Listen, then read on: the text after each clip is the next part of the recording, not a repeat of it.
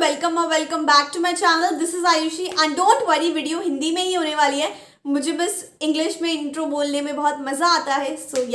आज की वीडियो में हम बात करने वाले हैं CUCET 2022 के बारे में, या इन जनरल सेंट्रल यूनिवर्सिटीज़ का जो कॉमन एंट्रेंस टेस्ट होने वाला है अपेरेंटली, उसके बारे में हम डिटेल में बात करेंगे इस वीडियो में। And this video can't be skipped, मतलब हो सकती है पर प्लीज़ करना मत, ठीक है। Don't skip this video and do watch till the end. So guys, पिछली वीडियो में हमने बात की थी दिल्ली यूनिवर्सिटी एडमिशन्स 2022 के बारे में, विच बेसिकली मीन्स कि अगर आपको दिल्ली यूनिवर्सिटी में एडमिशन लेना है, यानी कि अगर आप एस्पिरेंट हो, आपको DU से अपनी बैचलर्स करनी है या फिर पोस्ट ग्रेजुएशन करनी है, उस केस में क्या एडमिशन प्रोसेस होने वाला है उसके बारे में मैंने बताया था पिछली वीडियो में, जिसको मैं लिंक कर दूंगी एंड आई बटन में भी आपको मिल जाएगी, यहाँ जहाँ भी होता है वो आप एक बार जाके देख सकते हो। एंड उस वीडियो में मैंने CUCET जो ये टर्म है ना, इसके बारे में बहुत बारी बात की थी, क्योंकि हमें पता है कि क्या सीन चल रहा है आजकल। तो बस आज हम डिटेल वीडियो बना रहे हैं CUCET के बारे में। सो लेट्स स्टार्ट। कुछ इंपॉर्टेंट पॉइंट्स मैं कवर अप करने वाली हूँ। एंड हमें पता है काफ़ी ज़्यादा सिचुएशन डाइसी है, इतने सारे क्वेश्चन है जिसका आंसर ना किसी के पास भी नहीं होगा, बट मैं ट्राई करूँगी जो भी बेस्ट पॉसिबल एक्सटेंट है उस तक आंसर करने का, आपके जितने भी क्वेरीज हैं एंड जितने भी डाउट्स आ सकते हैं। अब मैंने काफ़ी सारी चीज़ें नोट डाउन कर रखी हैं जो भी मुझे इस वीडियो में कवर करनी है। इसके अलावा अगर कुछ रह जाए तो आप कमेंट कर सकते हो इस वीडियो के नीचे, नहीं तो आप मुझे इंस्टाग्राम पर भी जाके बता सकते हो। एंड बाय द वे, मेरा इंस्टाग्राम हैंडल ये है, तो आप यहाँ पर जाकर भी DM कर सकते हो। And let's start with today's video, but before that please 2 काम करनी है। पहला तो वीडियो को लाइक करना है, दूसरा चैनल को सब्सक्राइब करना है, प्लीज़ कर देना। You know what, 87% of my viewers they haven't subscribed to the channel, so like please guys, मतलब काफ़ी अच्छा होएगा। सो हम जल्दी से देख लेते हैं कि हम क्या क्या कवर करने वाले हैं। CUCET की history, then mode of examination, dates, syllabus, paper pattern, language, eligibility, then universities which are going to participate, how to qualify and like how much time will you get for this thing. तो मतलब basic यही points है। इसके अलावा मुझे पता है I am going to over speak, क्योंकि वो मैं हमेशा करती हूँ। So let's start. सबसे पहले हम कवर करने वाले हैं CUCET की हिस्ट्री के बारे में। तो ये जो नया एंट्रेंस इंट्रोड्यूस करवाया जा रहा है CUCET, ये कोई नई चीज़ नहीं है मार्केट में। ये एंट्रेंस पहले से कंडक्ट करवाया जाता है, पहले से एंट्रेंस ये होता है काफ़ी सारी सेंट्रल यूनिवर्सिटीज़ के लिए, ठीक है।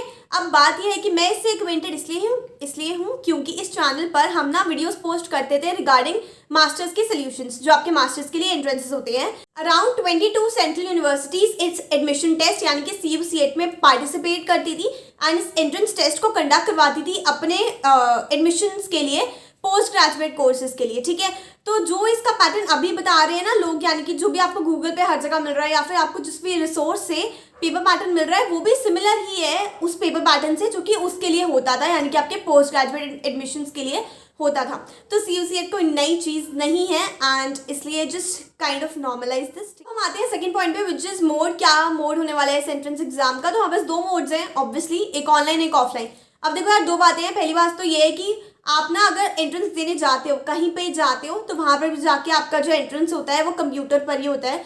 तो आपका मोड जो मैं बोलूँगी वो कंप्यूटर बेस्ड टेस्ट यानी कि CBT होने वाला है। तो होगा तो कंप्यूटर पर ही। अब ये बात आती है कि घर पे बैठ के होगा कि या फिर कहीं सेंटर पे जाना पड़ेगा। तो मैक्सिमम चांसेस जितना मुझे लगता है तो यही सीन होने वाला है कि आपको जाना पड़ेगा, क्योंकि एक एंट्रेंस टेस्ट जो कि आपको अंडर ग्रेजुएट डिग्री के लिए दिल्ली यूनिवर्सिटी में एडमिशन देने वाला है, आई डोंट थिंक सो कि वो लोग ऑनलाइन कंडक्ट करवाएंगे। अब देखो यार, जो हमारे सेमेस्टर के एग्जाम्स होते हैं, ठीक है, वो तो हो जाते हैं OBE मोड में, बट उधर हमारे MCQ नहीं आ रहे होते हैं ना। उधर यहाँ इस पेपर में तो ऑब्वियसली मल्टीपल चॉइस क्वेश्चन होने वाले हैं, तो उस केस में आई थिंक कि ऑफलाइन होने चाहिए। बट यार, don't go bye my words, ठीक है। ये सिर्फ अभी आप सोच के रख सकते हो। बाकी ऑफिशियल नोटिफिकेशन जब जैसे जो आएगी ना, जिस भी चीज़ के रिगार्डिंग, मैं इस चैनल पे नोटिफाई कर दूंगी, या तो कम्युनिटी पोस्ट डाल दूंगी, इंस्टाग्राम पे बता दूंगी, या फिर चैनल पे वीडियो बना के मैं बना लेती हूँ कभी कभार ऐसी इन्फॉर्मेशन काइंड ऑफ वीडियोस। तो प्लीज़ आप बस सब्सक्राइब कर लेना। नेक्स्ट पॉइंट हमारा इसी से रिलेटेड है, विच इज़ द डेट्स। तो यार, अगर हमारा जो प्री कोविड एरिया टाइम था ना, उस टाइम पर, मैं एरा बोलने वाली थी बड़े वाह, तो उस टाइम पर ना हमारे मई जून इस टाइम पर हमारे एडमिशन प्रोसीजर स्टार्ट होता था। तो उस केस में यही रेगुलर टाइम रहता है। तो इसी टाइम पे बस आपके एडमिशन स्टार्ट हो रहे होते हैं। तो यही डेट होती है एंट्रेंसेस की, मतलब एडमिशन नहीं स्टार्ट होता था, मतलब एंट्रेंस इस टाइम पे होता था। और इससे पहले आपके फॉर्म्स आउट होते थे कुछ महीने पहले। तो यही सिमिलर सिचुएशन रहती थी उस टाइम पर। लेकिन अभी क्या सिचुएशन है वो तो ना लिटरली कोई प्रिडिक्ट नहीं कर सकता नेक्स्ट 1 महीने की भी। तो I would not like to go into that prediction part. So उसके लिए बस आपको मैं नोटिफाई कर दूंगी अगर कुछ आया तो, नहीं तो आप वैसे भी अपडेटेड रहो, न्यूज़ सेक्शन में जाओ गूगल पर, वहाँ पर जाकर आप खुद से अपडेटेड रह सकते हो।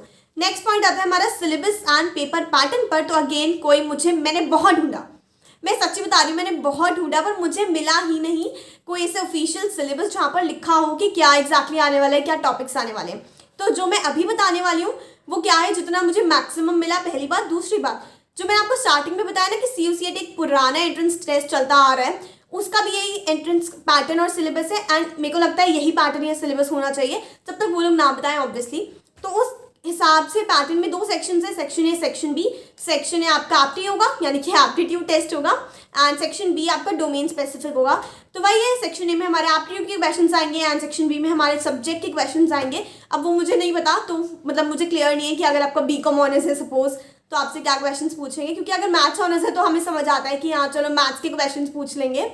तो I have no clue about that, but हाँ एप्टीट्यूड का आई कैन टेल एप्टीट्यूड पे तो मैं एक अलग से वीडियो बना सकती हूँ, क्योंकि एप्टीट्यूड तो मुझे बहुत पसंद है एंड उसके बहुत सारे फायदे भी हैं, तो उस पर एक अलग वीडियो में हम बात कर लेंगे, इसलिए प्लीज सब्सक्राइब करो यार। नेक्स्ट पॉइंट आता है हमारे पास लैंग्वेजेस के बारे में, यानी कि एंट्रेंस टेस्ट कितनी लैंग्वेजेस में या फिर कौन सी लैंग्वेजेस में कंडक्ट करवाया जाएगा। तो आई गेस ये बहुत ही ऑब्वियस है कि ये मल्टीपल लैंग्वेजेस में कंडक्ट करवाया जाएगा, क्योंकि DU की जनता जो है, दिल्ली यूनिवर्सिटी जो एस्पिरेंट्स है वो आते हैं हर जगह से, इंडिया के कोने कोने से। तो उस केस में एंट्रेंस टेस्ट आपको पहले समझना तो पड़ेगा कौन सी लैंग्वेज में लिखा है, तभी तो आप दे पाओगे। तो आई थिंक कि इनको कुछ तो ऐसा करना चाहिए, मल्टीपल लैंग्वेजेस में कंडक्ट करवाना ही पड़ेगा, नहीं तो चॉइस क्या है हमारे पास, राइट। उसके बाद नेक्स्ट चीज़ आती है हमारे पास एलिजिबिलिटी। तो एलिजिबिलिटी के केस में अब देखो यार, 12th पास होना चाहिए बच्चा, ये तो एलिजिबिलिटी होगी ही होगी। इसके अलावा वही होगा कि मिनिमम इतने परसेंटेज होने चाहिए, जो ज़्यादातर क्या होता है हमारे 55% या 60% इतना ही तो होता है। मतलब जब आपके DU में एडमिशन होते थे ना मेरिट पे भी, उस केस में भी यही होता था कि 12th पास होना चाहिए, मतलब ऑब्वियसली उससे पहले भी सारी क्लासेस पास होनी चाहिए। दैट इज सो डम ऑफ मी, या तो आपका बस 12th पास होना चाहिए, साथ में आपके कुछ मिनिमम परसेंटेज क्वालिफाई करने चाहिए। वो डिपेंड करता है again category two category, and इसका भी कोई पक्का नहीं आया अभी। सो जब आएगा तब मैं और बेटर तरीके से नोटिफाई कर पाऊंगी। Point is going to be about the various universities. अब यूनिवर्सिटीज़ कौन सी कंडक्ट करवाएंगी, तो जितना NTA की तरफ से तो यही है कि जितनी भी सेंट्रल यूनिवर्सिटीज़ हैं उनको कंडक्ट करवाना है ये एंट्रेंस।